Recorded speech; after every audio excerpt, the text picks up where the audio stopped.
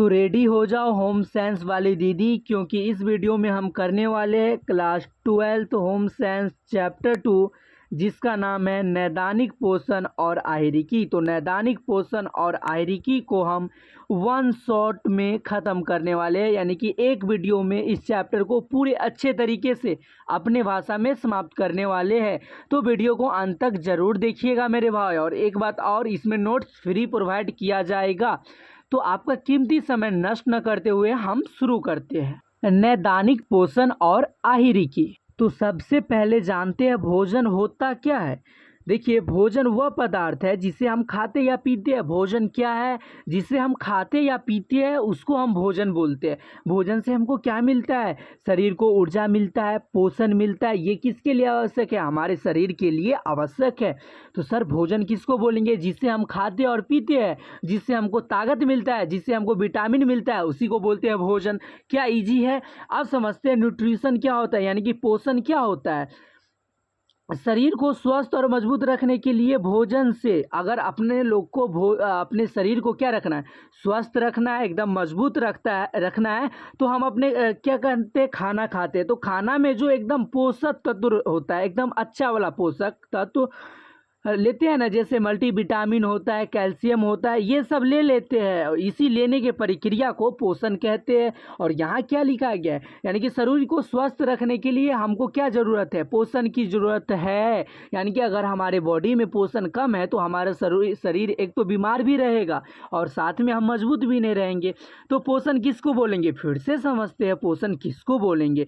शरीर को स्वस्थ और मजबूत रखने के लिए भोजन से जरूरी पोषक तत्व लेना। भोजन अपने लोग क्यों करते हैं? ताकि अपने बॉडी को पोषक तत्व मिल पाए, विटामिन मिल पाए, मिनरल्स मिल पाए, जो बॉडी को चाहिए वो मिल पाए, उसी को बोलते हैं पोषण। कितना इजी है? इजी है ना। चलिए नेक्स्ट पेज पर चलते हैं। अब समझते हैं उचित पोषण का महत्व। यानी कि अगर आप अच्छे से भोजन करेंगे, अच्छा अच्छा खाना खाएंगे तो क्या सब होगा? क्या सब होगा भाई? जरा देख, अब इधर देख। शरीर को ऊर्जा मिलती है। अच्छा भोजन करेंगे तो शरीर को ताकत भी अच्छा मिलेगा, ठीक है।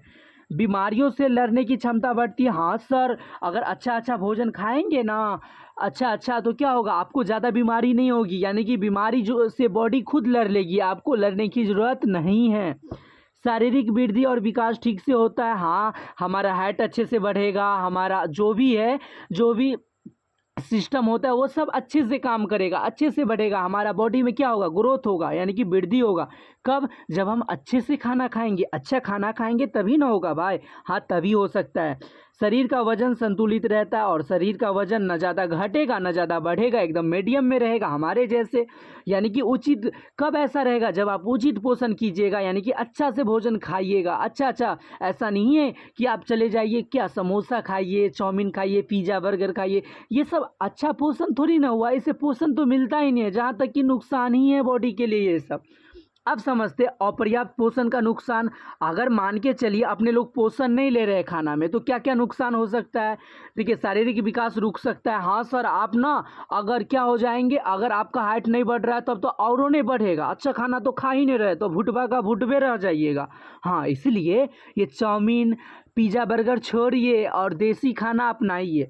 देखिए, कमजोरी और थकान महसूस होती है जब आप अच्छे से पोषण नहीं लीजिएगा, अच्छा फल कभी कभी नहीं खाइएगा, अच्छा खाना नहीं खाइएगा, तो क्या होगा? एक तो शरीर का विकास रुक जाएगा, एकदम लगेंगे कि एकदम बिमरिया टाइप का आदमी है। दूसरा नंबर बात, कमजोरी थकान महसूस होगा, पढ़ाई में मन नहीं लगेगा, हमेशा नींद आएगा। तीसरा, बीमारियों से लड़ने की क्षमता कम हो जाती है, आपको ज़्यादा बीमारी होने लगेगा। क्या? क्योंकि आपके बॉडी के पास पोषण नहीं है। अगर पोषण नहीं है तो बीमारी से कौन लड़ेगा? ए भैया बोल ना, बीमारी से कौन लड़ेगा तो पोषण ही ना। पोषण कहाँ से मिलेगा? खाना से, जबकि आप खाते नहीं हो अच्छा खाना।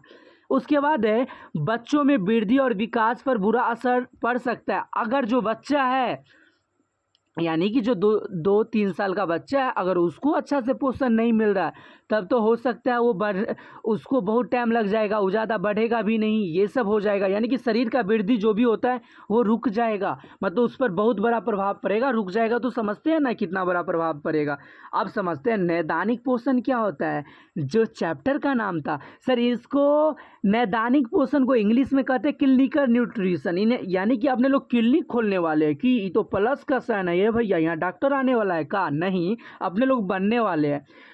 देखिए, बीमारी के समय मरीज को उसकी ज़रूरत के अनुसार सही भोजन देना नैदानिक पोषण कहलाता है। क्या? अगर कोई बीमार है, ठीक है, क्या है, अगर कोई बीमार है, उस मरीज को आप उसके अनुसार, जैसा उसको ज़रूरत है उसके अनुसार भोजन दिए, तो उसी को बोलते हैं नैदानिक पोषण। अरे भैया, मतलब नैदानिक पोषण किसको बोलते हैं? फिर से अपने भाषा में समझते हैं। बीमारी के समय जो आपके घर में मरीज है, भला भगवान ना करे मरीज बने कोई, लेकिन मरीज तो बनेगा ही सब ना। देखिए, तो बीमारी के समय अगर मरीज को जैसा भोजन चाहिए, कम तेल वाला चाहिए, कम नमक वाला चाहिए, हाँ मतलब मीठा कम खाना चाहिए, अगर ये सब वर्जित कर दिए, आप नहीं दे रहे हो और अच्छा भोजन दे रहे हो उसको, तो वही तो नैदानिक पोषण कहलाता है भैया।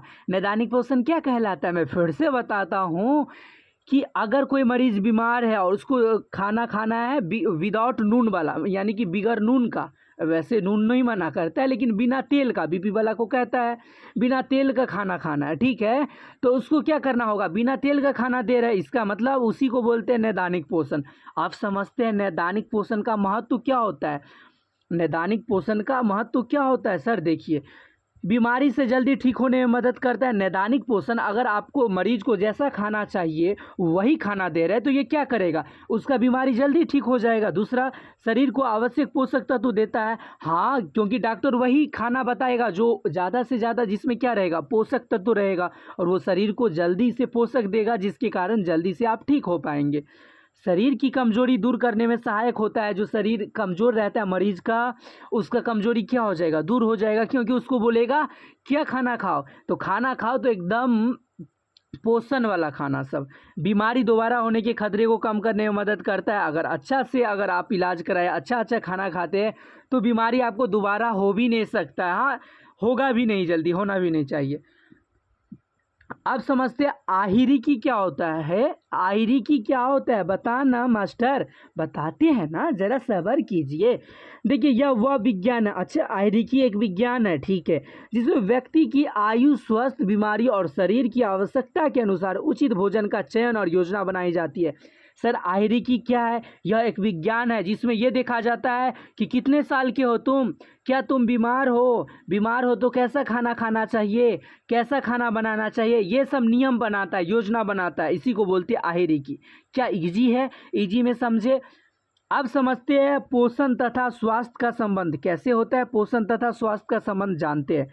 पोषण और स्वास्थ्य का आपस में गहरा संबंध है। हाँ भैया, जो पोषण है और स्वास्थ्य है, पोषण मतलब आपको बॉडी को स्वस्थ रखेगा, अच्छा रखेगा, इसका गहरा संबंध है। इतना गहरा संबंध है कि बीच में कोई तीसरा आएगा तो टूटेगा भी नहीं। मतलब इतना गहरा कब कर लिया हो पता नहीं, लेकिन है।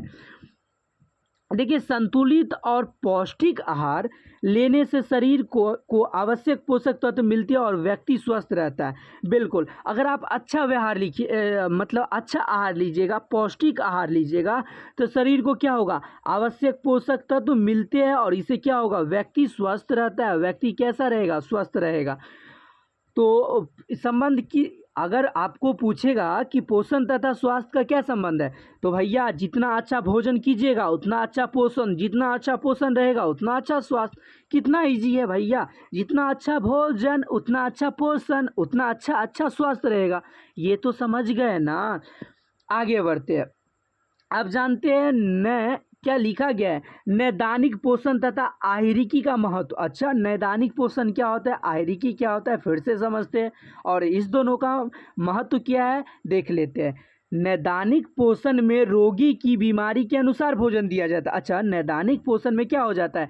रोगी के अनुसार, यानी कि रोगी को जैसा खाना चाहिए डॉक्टर ने बोला वैसा ही खाना दिया जाता है। जबकि किस में? जबकि आहिरिकी में व्यक्ति की ज़रूरत के अनुसार। जबकि आहिरिकी में क्या होता है? व्यक्ति को जैसा खाना की ज़रूरत है वैसा दिया जाता है, नियम बनाया जाता है, योजना बनाया जाता है। अगर मैं पूछूँ नैदानिक पोषण में क्या होता है, तो जो मरीज़ रहता है उसको जैसा खाना चाहिए वैसा दिया जाता है। वहीं अगर बात करें आहिरिकी में क्या होता है, तो आहिरिकी में क्या होता है? नियम बनाया जाता है कि ये सब खाना चाहिए, योजना बनता है कि बॉडी को ये ज़रूरत है, ये खाना चाहिए। तो इस दोनों का महत्व यहाँ देखते हैं। महत्व तो लिखा गया है यहाँ पे सुंदर शब्दों में। देखिए पहला पॉइंट क्या कहता है, रोगी को जल्दी स्वस्थ होने में मदद मिलती है। हाँ सर, अगर अच्छा समय पर दवाई खिलाइएगा, समय पर अच्छा अच्छा खाना खिलाइएगा तो क्या होगा, जो रोगी है वो क्या हो जाएगा, जल्दी से स्वस्थ हो जाएगा। शरीर को जरूरी पोषक तत्व मिलते हैं। इसमें क्या होता है, बीमार होता है तो आदमी को जो जरूरी क्या होता है, पोषक तत्व होता है वो भी मिल जाते हैं। रोगों को नियंत्रित करने में मदद मिलती है। जो रोग है, जो बीमारी है, उसको आप काबू में ला सकते हैं। कमजोरी दूर करने में मदद मिलती है। हाँ सर, अगर अच्छा अच्छा भोजन कीजिएगा तो वैसे भी आपको कमजोरी ही नहीं आएगा। अब समझते हैं पोषक विशेषज्ञ की भूमिका है भैया। ये पोषक विशेषज्ञ की भूमिका क्या है हमारे जीवन में, समझ लेते हैं ना। क्या जाता है समझने में, जब इतना इजी पढ़ा रहे हैं तो। हाँ बताओ ना, मैं गलत बोल रहा हूँ तो कमेंट में बता ना रे। क्या मैं गलत पढ़ा रहा हूँ, क्या मैं अच्छे से समझा पा रहा हूँ ना, तो फिर लाइक क्यों नहीं कर रहे हो बताओ, ये गलत बात है ना। अब समझते हैं पोषक विशेषज्ञ की भूमिका क्या होती है। पोषक पोषक विशेषज्ञ वह व्यक्ति होता है जो लोगों को सही और संतुलित आहार लेने को सलाह देता है। यानी कि टीचर आपको क्या बताता है कि ये सब्जेक्ट ले लो, अच्छा पर मतलब ये ऐसे सवाल बनेगा, ये सवाल ऐसे बनेगा, तरीका बताता है। उसी प्रकार पोषण विशेषज्ञ का काम है कि आपको कैसा खाना बनाना चाहिए, कैसा खाना खाना चाहिए, ये सलाह देता है। ये बताता है कि हम लोग को ऐसा खाना खाना चाहिए, ये हर एक सप्ताह में सेब खाना चाहिए, समतोला खाना चाहिए, आम खाना चाहिए, अनार खाना चाहिए, ऐसा ऐसा सलाह देता है वो। तो इसका काम ही है सलाह देना। पोषण विशेषज्ञ का काम ही है कि आज कैसा भोजन करना चाहिए ये बताना। तो इनकी मुख्य भूमिका क्या है, इनकी काम क्या है, ये देख लेते हैं। व्यक्ति की पोषण संबंधी जरूरतों को समझाना। जितना भी व्यक्ति होगा ना उस सबको बताएगा कि ये पोषण इस खाना में पाया जाता है इसलिए ये खाया कीजिए, इस दाल में प्रोटीन पाया जाता है इसलिए दाल खाया कीजिए, ये सब बताएगा हम लोग को। घर आके बताता कहाँ है। संतुलित आहार की योजना बनाना, और योजना भी बना के देगा कि ये खाना चाहिए बच्चे लोग को, ये नहीं खाना चाहिए, योजना नियम बना के देगा वो हमको। बच्चों, गर्भवती महिलाओं और बीमार लोगों के लिए उचित आहार बताना। जो गर्भवती महिला है, जो माँ बनने वाली है, उनके लिए कैसा भोजन खाना चाहिए, क्या उनको काम नहीं करना चाहिए, ये सब बताएगा कौन, पोषण विशेषज्ञ।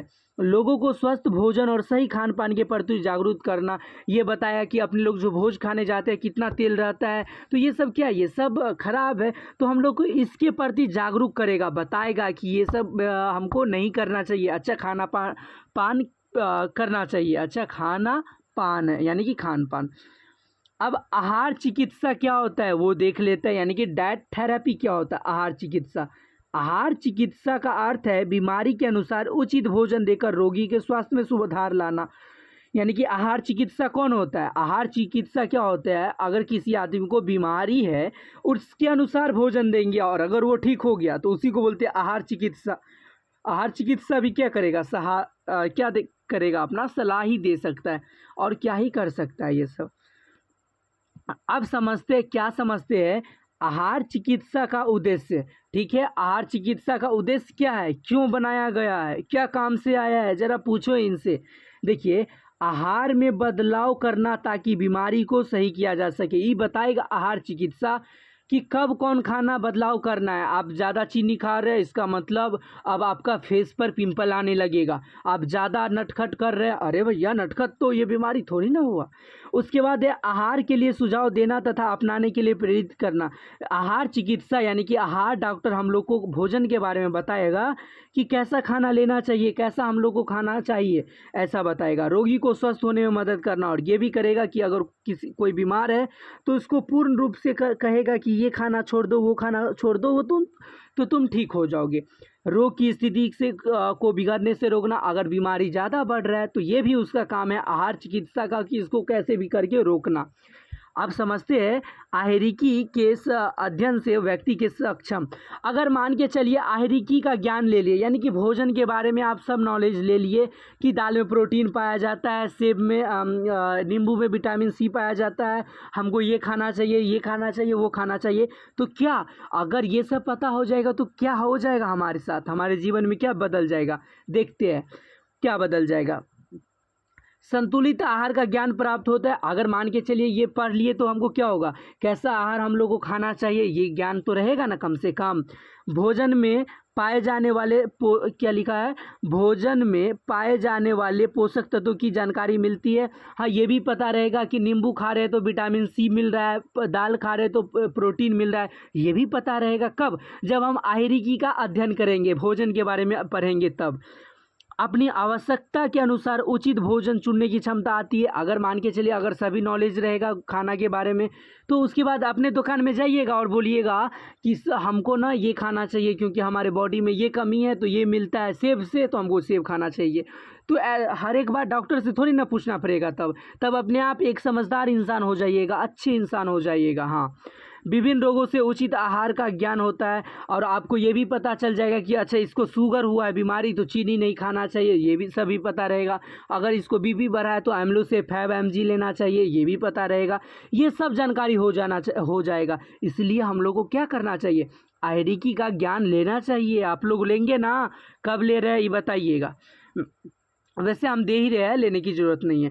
देखिए, समुदाय में बेहतर स्वास्थ्य और स्वास्थ्य देखभाल कार्यों में योगदान देना। अगर किसी को आपके पटीदार में बुखार लग गया, अगर आपको पता है कि बुखार लगा है, किसके कारण लगा है, या कोई किसी को पोषण की कमी है, तो आपको पता ही होगा क्योंकि आप पढ़ के आए हैं ना, तो आपको पता ही होगा कि इसको कौन सा खाना खाना चाहिए। तो वो सब उनको बताइए ताकि आपका योगदान भी रहेगा।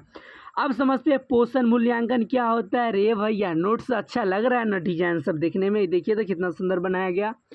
तो ये पोषण मूल्यांकन होता क्या है, हाँ, यह पता लगाना कि व्यक्ति को उचित और सही पोषण मिल रहा है या नहीं, पोषण मूल्यांकन कहलाता है। कितना इजी है, गांव में जाके पता कीजिए कि इसको व्यक्ति को, इस आदमी को सही से भोजन मिल पा रहा है या नहीं, सही से इसके पास पोषण है या नहीं, इसी को कहते हैं पोषण मूल्यांकन करना। पोषण मूल्यांकन मुख्य रूप से देखा जा सकता है। अगर पोषण मूल्यांकन करना है, पता करना है कि इसमें पोषण है या नहीं, तो बहुत तरीके से देखा जा सकता है। जैसे लंबाई और वजन, लंबाई से भी पता किया जा सकता है, वजन से भी पता किया जा सकता है कि आप में कितना पोषण है। BMI से पता किया जा सकता है, डॉक्टर खुद की जांच करेगा, उससे भी पता कर सकते हैं। या पोषण की कमी के लक्षण, या कभी कभी कोई बीमारी होता है जो पोषण की कमी के कारण हो जाता है, तो ऐसे में हम पोषण का पहचान भी कर सकते हैं कि किसके पास कितना पोषण है और किसके पास कम पोषण है। आप समझते हैं, क्या समझते हैं मेरे भाई। अब समझते हैं आहार के प्रकार। ये भैया, भोजन के प्रकार होता है कि बिल्कुल होता है ना। जैसे नियमित आहार होता है। अच्छा, नियमित आहार क्या होता है जानते हैं, ये देखते हैं चम्मच ना कल आप लोग मेरा चुरा के ले गए थे, कब दे जाइएगा बताइए ना। हाँ, ये सब गलत बात है ना, क्यों चुरा के ले जाते हो आप लोग बताइए ना। खैर छोड़िए, ले गए तो कोई बात नहीं, वो भी कहीं से मतलब कोई लाया था, कुत्ता होता तो आप ले गए तो कोई बात नहीं है। देखिए, नियमित आहार होता क्या है, ऐसा भोजन, हे भैया आहा कहाँ से आ गेलिए। देखिए, नियमित आहार क्या होता है, ऐसा भोजन जो व्यक्ति निश्चित रूप से समय पर और नियमित रूप से कर लेता है। ऐसा भोजन जो रोज लेता है। नियमित भोजन कितना आसान है रे, बता न गे दीदी। नियमित आहार की होइ छै, तो एहन भोजन जेकरा हम रोज खाए छिए ओकरे तो हम कहबै ना नियमित आहार। कितनी इजी छै बता। देखो, नियमित आहार क्या होता है, जिसको हम रोज खाते हैं, एकदम समय पर खाते हैं। जैसे जैसे रोज सुबह नाश्ता करते हैं, दोपहर में भोजन करते हैं और रात में भी भोजन करते हैं। ये सब क्या हुआ, नियमित आहार हुआ, रोज करना ही है। अब समझते हैं संशोधित आहार क्या होता है। ए भैया, संशोधित आहार क्या होता है, किसी व्यक्ति की ज़रूरत के हिसाब से भोजन में कुछ चीज़ें बढ़ाना, घटाना या बदलाव ही संशोधित आहार कहलाता। अब आया ना, संशोधित आहार क्या कहलाता है। अगर किसी आदमी को बीमारी है बीपी का, तो वो डॉक्टर क्या बोला होगा कि आप नमक वाला सामान नहीं खाइएगा, मसालेदार सामान नहीं खाइएगा। तो मसालेदार सामान नहीं खाएगा, घर में तो पहले बन रहा था ना, तो अब क्या किया जाएगा, बदलाव किया जाएगा, अब मसाला कम दिया जाएगा क्योंकि वो बीपी का मरीज है। तो भोजन में जो बदलाव होता है, भोजन में क्या होगा, बदलाव होगा, अब मसाला कम दिया जाएगा, और इसी को बोलते हैं संशोधित आहार। यानी कि भोजन में पहले मसाला ज़्यादा पड़ रहा था, अब कम पड़ रहा है, तो इसी को बोलते हैं क्या, संशोधित आहार। ठीक है, चलिए जैसे एक एग्जाम्पल लेते हैं। क्या एग्जाम्पल लेते हैं, यहाँ पर एग्जाम्पल तो दिया है ना, मधुमेह वाले व्यक्ति के भोजन में चीनी और मीठी चीज़ों की मात्रा कम करना। और जिसको मधुमेह हुआ है उसकी भोजन में क्या करेंगे, या तो हम चीनी या मीठा चीज़ को बहुत कम करना ही होगा। अब तरलता में परिवर्तन ई का होता है रे भैया, ई होता क्या है, अरे समझ लेते हैं ना दीदी, कितना आसान है, अभी तक तो आसान लगा होगा ना। देखिए मैं फिर से कहता हूँ, आप लोग नोट्स बना लीजिए, हाँ नहीं तो एग्ज़ाम वक्त में कहिएगा सोमनाथवा पढ़ाया था, लेकिन हाँ याद नहीं रहेगा। वैसे इजी लैंग्वेज है, मैं इस नोट्स बनाने के पीछे बहुत मेहनत लगता है भाई। हाँ आप लोग इसीलिए इसको अच्छे से पढ़िए। अब तरलता में परिवर्तन क्या होता है रे भैया, जान लेते हैं। तरल आहार क्या होता है, देखिए तरल आहार क्या होती है। तरल आहार वह आहार है जो तरल अवस्था में होता है और जिसे आसानी से पिया या निगला जा सकता है। अच्छा, जिसे आसानी से पिया या निगला जाता है उसको हम तरल आहार कहेंगे, जिसको आसानी से पी भी सकते हैं निगल भी सकते हैं, जैसे दूध, छाछ, फल का रस, नारियल पानी। भैया दूध बोले तो दूध जाके मत पी लीजिएगा, हाँ वो मम्मी रखी है चाय बनाने के लिए, याद है ना आपको, ठीक है। तो तरल आहार किसको बोलेंगे ये बताना पहले, जो हम आसानी से घोंट सकते हैं यानी कि निगल सकते हैं, जिसको निगलने में कोई परेशानी ना हो, पानी को पीने में कोई परेशानी थोड़ी ना होता है। तो ये सब क्या हो गया, ये सब तरल आहार हो गया।